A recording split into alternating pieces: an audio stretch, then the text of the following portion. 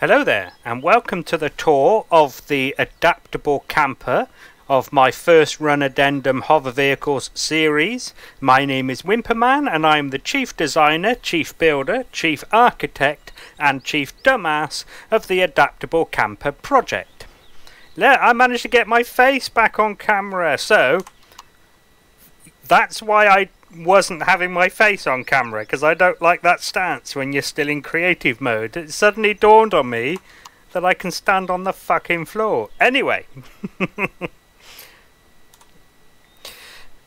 Right, this is the HoverCamper here. Actually, I will go into God mode now. So, yes, it's grey. It's very grey. There is some shades of blue, but it is mostly grey. As I was designing this in my head, I was sort of building it in the default texture.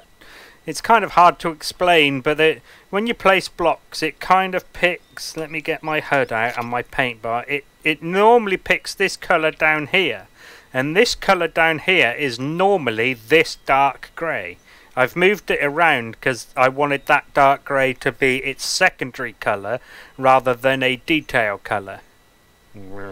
But yeah, so as I'm planning new vehicles, it normally the blocks are placed in that grey, and so in my head that it was built in that grey as well, and I like the look of it. I did try it in some other colours, and the first run addendum white didn't seem to suit it very well, so I stuck with the grey. Right, so this is supposed to be the upgrade, the bigger brother of the first run Hover Vehicles 8 HoverCamper. Now, as we look inside that one, you will see that the layout is similar. It takes its design lineage from this. You will sort of see what I mean. But yeah, this is the younger sister of it. I thought I'd get it out to show you. Right then, so I'm going to take you through the features of this vehicle, starting with its role and task equipment. So, the adaptable camper, as you might guess from the word camper in it, is supposed to be a mobile base. It's officially termed a excursion ground vehicle, and in order to facilitate that task, well, it has, I suppose, a large interior space is what it uses to facilitate that task, and a pretend bed, which I will show you later on. I think that's the best way I can say what it uses to facilitate its task. I mean, obviously it has what you would expect in a base, a mobile base anyway. It has, you know, some storage, some construction and all of that jazz. Next then, I'm going to take you through its propulsion handling and lift capacity. Now I'm going to start with its thrusters, which is going to be very easy. It has 4 large tier 1 thrusters in all directions. Yeah. However, it has no RCSs by default. There are none on the vehicle as it comes. So its mobility, which consists of its agility and maneuverability, is thus. It has an acceleration of 32 meters per second squared in all directions, because obviously it has the same number of thrusters in all directions. Yaw is 36 degrees per second. Pitch is only 8 and roll is only 15. But, I mean, it's a ground vehicle. Yaw is the most important thing. Yaw. It's a W, not an R. Yaw. Okay. So, let's head under the vehicle. And it has no hover boosters by default. I built it with a couple on, but CPU became a little bit of an issue, so I took them off. I think they're nice to have, but they're not important, you know. Then of course is the hover engines. So it has 4 large hover engines, which are all on by default. It also has a total of 12 small hover engines. 4 of those come turned on by default. There are 2 at the front because the side pods are quite a way back from the front, so I decided it needed a little bit of lift up here. And then it has another 2 which is actually underneath the container extensions of the cargo container inside. If, of course, we will cover this more when it comes to upgrading, but if you add other container extensions, I would recommend adding extra hover engines as well. You don't have to, but, you know, I think it might need it. So that's the 4 that come turned on by default. It also has 8 that are set to the max lift, 2 in each of the side pods. So, its lift capacity then, with max lift turned on, so all of the hover engines lifting, in 1G it can lift 571 tons, half that for 2G and it'll lift 285.5 tons. And have that again for 4Gs, and you can lift 142.75 tons. The vehicle itself weighs 29.4 tons. Now, this is one of the few vehicles where I know it can definitely operate in 4Gs. So if we round that up to 30 and times that by 4, you get 120 tons, and it can lift 142. So, as I've said in other videos, I don't know whether how the game actually calculates it, whether it's enough just to divide its 1G lift capacity by 4 to get its 4G lift capacity, or whether you also have to multiply its mass by 4 as well. I don't actually know. But either way, this can probably lift around about 13 tons, which isn't a lot, but I mean, at least it'll work. And that's just with the hover engines that it comes with. It obviously has space for putting other stuff on it too. Right, let's give it a quick test drive so you can see how it handles. So as you can see in the top right there, its maximum speed is 50 meters per second, so it's not a Formula 1 car, but you know, it's a large mobile base, so it's not going to be particularly good. So I like to drive with, for Pete's sake. Thank you, there we go. So there we go, that's what it's like with pilot mode on. It's not too bad. Like I said, it's not brilliant, but what do you expect with my vehicles? Although I do tend to build what I want to use, and typically they end up not being very good in mobility. But, you know, it's kind of the cost you pay for having a vehicle like this, I suppose. There's a little bit of the layout. Now we're going to move on to the next segment, which is power, fuel and air. So by default this thing comes with 2 generators. It comes with 6 fuel tanks. As you can see, this is all nicely in the same place. And it comes with 6 O2 tanks. It is also, as you can tell by the ventilators, fully airtight in here, as I will demonstrate now. Let's show oxygen and then turn oxygen on. There we go with the blue shapes. And there are as well 2 O2 stations in here. There's one there and one there. Right, the next segment then is its weapons, defences and construction. So it does come armed by default, but only with 2 Gatling turrets, one on top at the front and one on top at the back. The front one points forward, the back one points backward. And they are set to what I consider my general purpose setup for targeting. It'll target life forms apart from prey, so anything that's a threat. it'll target drones and small grid vehicles, but not large grids. And of the small grids, it will only target weaponry, is how they are set out. Of course, you can change that to your preference, but that's how they come set. Defences, it doesn't have a shield, but it does have some armour. Now, this armour panel here, that I consider to be armour, because it's additional to the bodywork, is completely steel. As you can see, steel, apart from the decorative blocks. They're not steel, but you know. On the other side as well, there's this armour panel as well. This protects the core. And then there's two armour panels on the back, but these are carbon composite.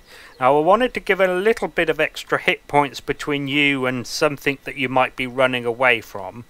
Now, as I come to tell you about its upgrading, you will see there are quite a few hard points on the vehicle, but it's still not a tank, and it's certainly not armoured like one.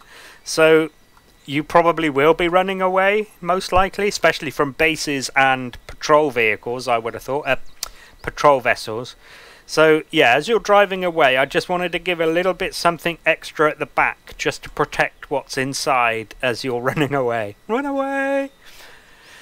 And its construction then, so other than the armour, it is almost completely steel. Most of it is the half block shapes or variants of it. There are some exceptions like the pods here, although even those are technically half of a block, these, the slopes. There is some carbon composite on the vehicle. The overhangs and the ramps are mostly carbon composite. There are a couple of exceptions. So this is all carbon composite, and most of the roof here is... Oh, did I upgrade it all? No, there you go. I was just looking at that beam. So carbon composite, that beam is steel, that beam is steel, but here is also steel because I wanted to give you a little bit of protection as you came out of that door from any drone that may be nearby. Now obviously from this kind of angle you don't get much. And all of the floor is carbon composite if we go underneath, because I don't want to show off too much of the inside yet. But you see that the underside of the vehicle is all carbon composite as well. Right, let's pop that away and talk about the next segment, which is its resource gathering, production and storage. So, as you saw, it does come with a harvester module on the front. It is quite a large vehicle, and of course it's not particularly manoeuvrable or agile. So I wanted to give you something to clear trees out the way, although, I mean, a vehicle this big, you would just knock them down, I suppose, but at least you can collect a little bit of wood passively, air quotes passively, because you still have to press a button, but you know what I mean. So, production-wise, it does come with a constructor, only one, and that's there, on top of this equipment here in the back. And for storage, it has stock a 6,000 cargo container in the back. It has a 1,000 ammo container for the turrets. That can be expanded if you want. Well, I'll cover that more in the upgrading, but you can either expand or build another one. It's up to you. It also has a 625 ore and wood container. That's just for whatever the harvester module might pick up. Then it has a plethora of cargo boxes, a couple of small ones, a couple of big ones. It has, as you saw, a couple of armor lockers as well, one there and one there. And it comes with 3 fridges, 2 in the back here and 1 at the front for your sandwiches. Now, as I always say in my videos, the fridges come turned off by default. That's because it's best not to have them using at power until you've actually got food in there that you need to keep cold. Okay, the next thing I'm going to talk about is its interior layout and any remaining devices. Now, I've spawned this in to help me talk about its interior layout a little bit, just to help you visualize the interior layout of the vehicle. Okay, so this is the front, we shall say. Now, as you can see, this is made up of a whole bunch of 2x4 little rooms with a 1 block gap between them for walls. The exception to that is the middle, which is 3x4, and that's because I wanted the vehicle to be an odd number so that there was a center block for the cockpit mostly, but it does give you a little bit extra space around the back. Now, to give the cockpit seat a better view, I added a line of blocks across the front, which makes the cabin that big. Then this is the corridor which you got a glimpse of that's on the exterior of the vehicle. So here we have an external corridor. There's a doorway there and there leading out from the cab, and of course one there leading into this corridor. Then this is a room with a door, as is that. This is all clear of blocks because it's a corridor. And then I removed these blocks to provide a couple of 2x4 expansion slots, as it were. This one and this one are occupied as it comes. And then this space here is where the other side door is.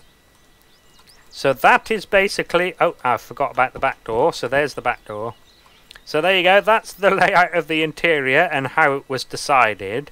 Now I'll actually take you through it properly. So I didn't really know what to call this room, so I've called it the prep chamber. Whee! That is not what I was expecting to happen. Can you land on the platform, please? Thank you. Okay, so this is one of the ways out. So, actually, I did want to say that the HoverCamper of the first run series comes open to the environment, but I gave instructions on how to make it airtight. This one is sort of the other way round. It comes airtight. I'm not really going to bother with instructions on how to make it open to the air, because it's just remove the glass really.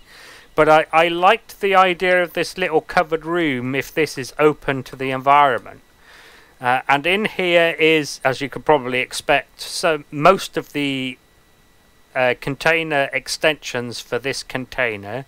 There's also a small cargo box, an armor locker and an O2 station.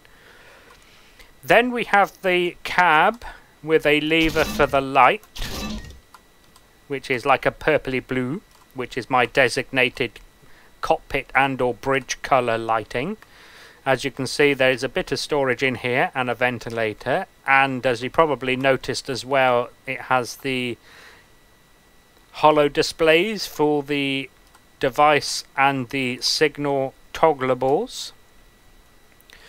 Then we have a door out into the exterior corridor that I was talking about that has some shutter doors here.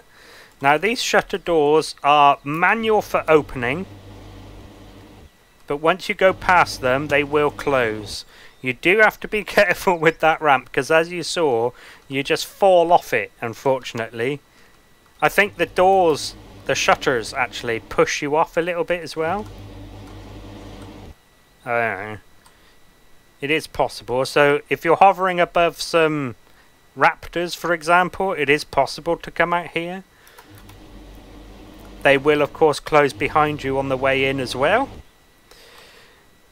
Now this corridor runs to here where there's a similar shutter setup as well. Let's see if I can not fall down this. Yes, hooray. As you can see, this corridor also has a little bit of access to one of the side pods. Now this is the only side pod that really has this level of access to it. Right, in through this door, which is just behind the cabin there, the front cabin. You'll see we're in the little living area where there is a pretend make-believe bunk bed and a little room to go with it. There is a orange light in here and a covered sunroof and a couple of bits of storage. In through the back we get mostly the medical equipment. So we have the healing station and the clone chamber, the O2 station, and this is where the constructor is, as you saw earlier. It is also where the T2 CPU extender is and the ammo. Moving further back we have 2 of the 4 extension slots, as I call them, as I said when I was showing you the thing over there that I had spawned. This one has, as you saw earlier, the generators, the fuel and the air in it, as well as a few of the devices that it needs. Well, one of them at least. That's where the wireless is. This one is full of the container extensions, and then these 2 at the back are empty for you to do with what you please. You can obviously put more cargo or more ore and wood, or maybe you could put some passenger seats or something and turn this into a bit of a troop carrier transporty thing, and like a forward operating base. This door comes out to this side, and the door at the back comes out there. A little bit of a story actually for this. So originally there was an exterior shower and sink, air quotes, of course it was all just blocks. So the HoverCamper over here doesn't come with any showers or sinks or toilets at all. Now there is actually a next one up from these that's part of the Survival and Defense series that I haven't yet got to refitting. And that one actually has an interior bathroom, air quotes, that has a shower, a sink and a toilet. So I sort of wanted this one to be in between. So I figured I would give you a water tank with a shower and a sink. And then if you needed to do any toilet, you would have to pee in a bush and poo in a hole. But at least you had somewhere to wash and clean. The only thing is, I realised that a vehicle like this, it's kind of stupid to do that. Now, in real life, there are camping vehicles that have little shower units on the outside of them, and you can pull a curtain around. I actually did have curtains made of shutter doors, the big ones. Yeah. So, here's why I got rid of it. Story time with Wimp. Is, if you're in an atmosphere where you can't breathe, you now can't use the shower. Because, I mean, you don't get spacesuits that only go over your head, you know. And even if you did, I'm not sure I'd want to go outside in an atmosphere where you couldn't breathe with no clothes on, but a helmet within which I could breathe, so that I could take a shower. Because, you know, and if it's unbreathable, the chances are it's going to be an irritant to your skin at the very least. So that's why I got rid of it, because it didn't actually make any sense. There we go, story time. Right, so the remaining devices, so I've shown you where the Wi-Fi is, the detector is there, and I do need to show you where the core is. It's actually tucked in there. So I couldn't really find a decent place for it on the inside. And I thought it might be an excuse for an interesting bit of detail on the outside, so I did that. Yeah, and I mean, it's not... This is all steel, as I said earlier, so although there are a couple of gaps, for anything to actually shoot through those gaps is going to be quite hard. I mean, from the top and the back it's going to be impossible unless they've already shot through blocks, in which case it's going to be just as dangerous as them shooting through these blocks. From the from the front they would have to be stood on this ramp, and from underneath that's the only real threat. I mean, if you really want to, you could put another bit of a block there. or change that shape. I don't know. Anyway, so that's where the core is. Other devices, I mean, as you can see, all of the lights apart from the two I showed you are all automatic on some motion sensors. Just in case you missed it, the two that aren't is the one in the bed chamber and the one in the front cabin here. Let me just give it a bit of thought to see if I've missed any devices. No, I'm fairly confident that I've covered it all. Good. Right, so the next segment we need to talk about is its shortcuts and signals. So, as usual, the first device group toggle is its propulsion, etc. And as you would expect, that turns on and off all of the thrusters and what I've been calling the default hover engines. The next toggleable down is max lift, which turns on the other hover engines. Turret group 1 turns on the two Gatling turrets that it comes equipped with. Turret group 2 turns nothing on. But I gave you another group for turning on and off turrets just in case you added different types of turrets for different types of situations. It's there in case you need it. The headlight toggle turns on the 4 spotlights on the front. These 2 point forwards and these 2 point diagonally. The next toggleable down was the tail lights. Of course, I have my patented red flares at the back. Right, the next toggleable down, why didn't that work? Next toggleable down is the ventilators. As I explain in other videos, I like to give a toggleable for that so you can turn them off. So if we turn the oxygen off and we look at the power left, it doesn't change. But if we turn the ventilators off, it does actually save some power. So if you're in a breathable atmosphere and you want to save a bit of power, I give you that toggleable there. Right, the custom signals then. Power save, as usual, is the first one. You're too late, we did that a week ago. So the power save on this vehicle will turn off the holo displays. It'll turn off the Wi-Fi, one of the generators, I can't remember which one. I don't think it really matters, but I will check. There you go, it turns the bottom one off. And, oh yeah, and all of the light control motion sensors and the switches. It'll turn them all off as well. It'll just save a bit of power. I'm pretty sure that's it. Yeah. Right, next is the fixed weapons. Doesn't come with any by default, but there is a switch there if you add any. Drill turrets and tool turrets, likewise, it comes with none, but the switches are there ready if you want to add some. The production switch turns on and off the constructor at the back. Wait, does it?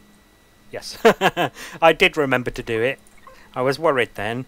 And finally, the exterior doors switch. Now what that'll do is if you accidentally leave some doors open when you get into the cockpit seat, the driving seat, you can then toggle that switch and it will close any of the exterior doors that have been left open. And that includes these shutters. Those and those. But it won't include this door, or that sunroof shutter cover. Yeah, but it will do all the other doors. That's right. Okay, that's the end of that segment. And the last segment then is its CPU and upgrading. So, as I've already pointed out, it is a Tier 2 CPU vehicle because I pointed out the extender there, but I didn't show you what its actually allocated points are. It's very close to being the maximum allowed at Tier 2, 11 11,981 out of 12,000, so 19 short. And yeah, just to go back to the hover boosters that I mentioned earlier on, they have a cost of 50 each, so they were one of the things that came off.